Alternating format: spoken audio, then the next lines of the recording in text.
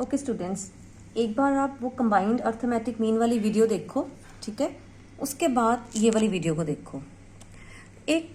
मैंने सम दिया आपको असाइनमेंट में कि you have to find percentage of males and females. तो परसेंटेज कैसे फाइंड करनी है कंबाइंड अर्थमेटिक मीन यूज करके, ये उसकी वीडियो है। Now we are not given the number of males, we are not given the number of females, ठीक है। What we are given with the arithmetic mean of males and arithmetic mean of females, and we are also given with the combined arithmetic mean, ठीक है। So let number of males be n1 और males का arithmetic mean 480 is given.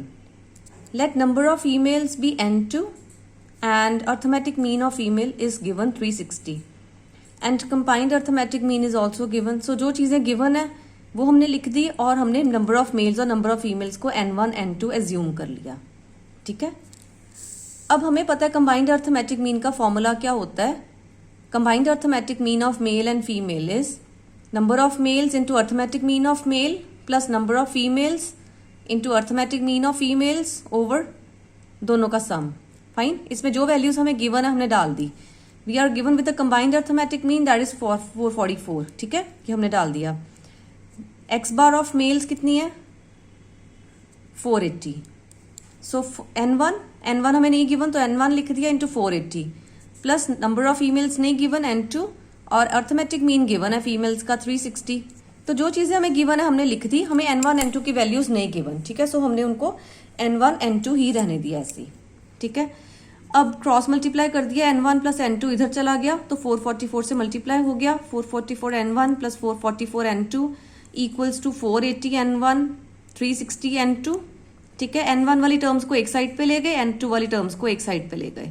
So 444 n1 minus 480 n1 equals to 360 n2 minus 444 n2, ठीक है। Solve किया तो ये आ गया। और हमें अब चाहिए क्या, हमें चाहिए n1 ओवर n2।